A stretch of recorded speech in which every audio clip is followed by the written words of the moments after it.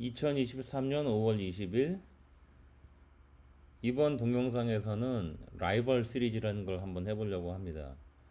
한국의 학교 같은 경우는 뭐 연대, 고대가 매년 뭐 연고전이라는 어떤 스포츠 게임 경쟁을 하죠. 그리고 뭐 전자제품 같은 경우는 일반인들 이 통념에 뭐 삼성전자와 LG전자는 뭐 라이벌 뭐 이런 그 통상적인 그런 그 생각이 있고, 근데 학교 같은 경우는 뭐 이렇게 연대와 고대가 그 스포츠 게임을 한다. 근데 올해는 연대가 이기기도 하고 내년에는 고대가 이기기도 하고 뭐 이렇게 엎치락뒤치락을 하는데, 회사 이 그러니까 인더스트리에서는 경쟁이 이게 한번 심화가 되고 나면은 넘버 원 회사고 넘버 투 회사고 라이벌이라고 하지만 넘버 투나 넘버 쓰리 회사가 넘버 원에 비해서 far distant 라이벌이 되는 경우가 많아요. 한번 이게 격차가 벌어지면 넘버 투가 넘버 원을 따라잡는 거는 거의 없는 것 같습니다. 그러면 이제 우리에게 익숙한 회사인 이 펩시콜라하고 코카콜라 이 회사들의 주가 성과를 한번 보고 왜 이렇게 주가 성과가 서로 이렇게 벌어지게 됐는지 그 근본적인 원인을 한번 통계학적으로 한번 분석을 해볼게요. 참고로 이 데이터는 야후 파이낸서 다운받았고요. 그리고 이 그래프는 제가 이 파이톤으로 그렸습니다. 요 그림에서 요 회색 막대 있죠? 요 회색 막대들은 리세션이에요. 그러니까 요 51년 기간 동안에 리세션이 하나, 둘, 셋, 넷, 다섯, 여섯, 일곱 번 리세션이 있었네요.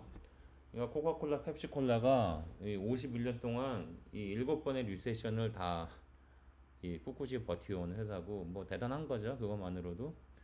이 50년 동안, 51년 동안 코카콜라 주식이 한 200배 올랐어요. 그 펩시콜라가 한 500배 정도 올랐네요.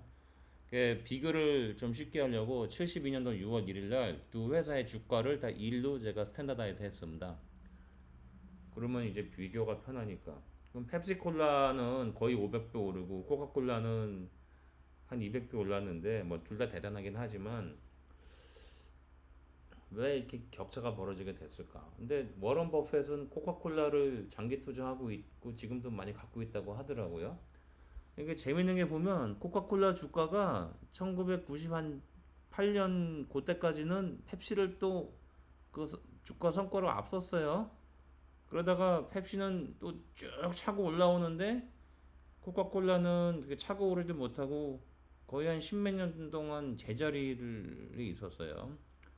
그러다가 또 2011년부터 차고 올라오긴 했는데, 이런 것처럼 이제 모르겠습니다. 이게 앞으로 10년, 20년, 30년 후에는 코카콜라 주가가 펩시를 다시 이렇게 추월할지, 요런 요 디스턴스가 유지가 될지 그건 잘 모르겠네요. 그건 워런 버핏이 뭐 하기 따라 달라질 수도 있겠지만.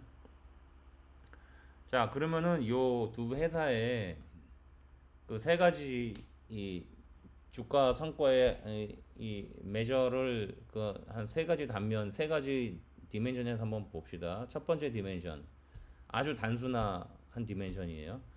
두 회사의 연평균 수익률을 한번 비교해봤습니다. 펩시의 연평균 수익률이 코카콜라보다 뭐 한 1, 2%더 높은 것 같아요.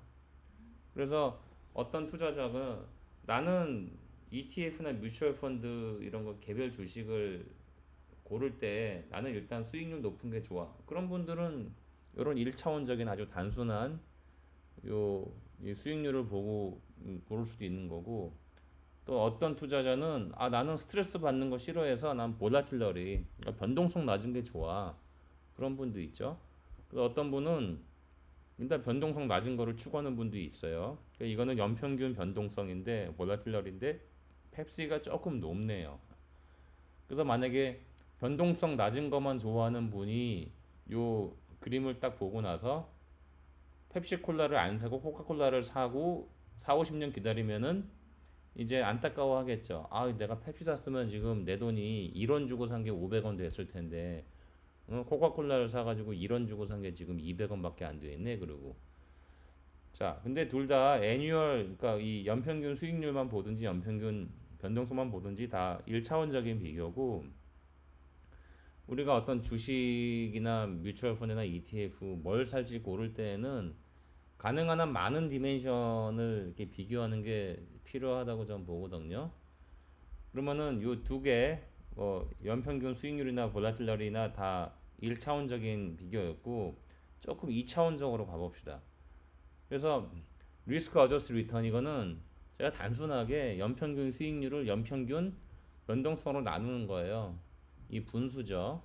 그래서 이 개념은 샤프 레이시오랑 똑같은 건데, 자, 이 리스크가 한 단위만큼 더 커질 때 수익률은 몇 단위만큼 더 커지냐 그거죠.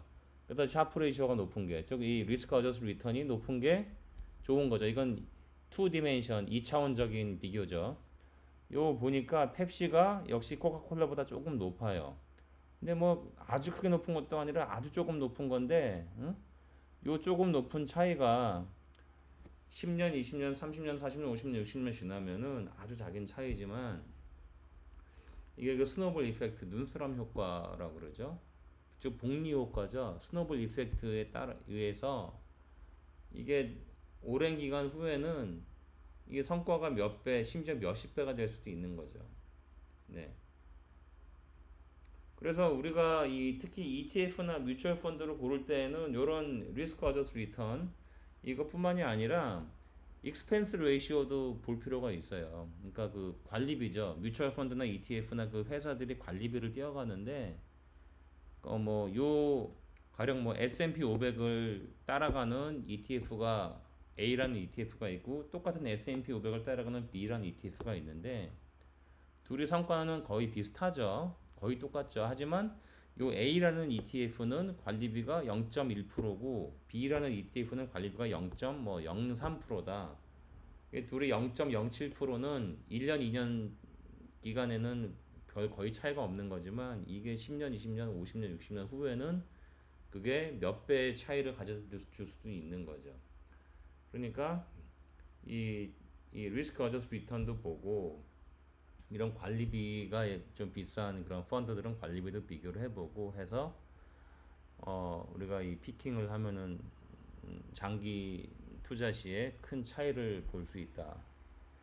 자, 이 영상이 도움이 됐으면 구독, 좋아요, 알림 부탁합니다. 그 다음 이 라이벌 시리즈에서는 오늘은 코카콜라와 페프시콜라를 했고 그 다음 라이벌 시리즈에서는 이제 요 회사에 대해서 해보려고 그래요. 미국의 대표적인 신용카드 회사 비자, 마스터카드 그리고 아메리칸 익스프레스 요 세 회사를 한번 비교해 볼까 합니다. 고맙습니다.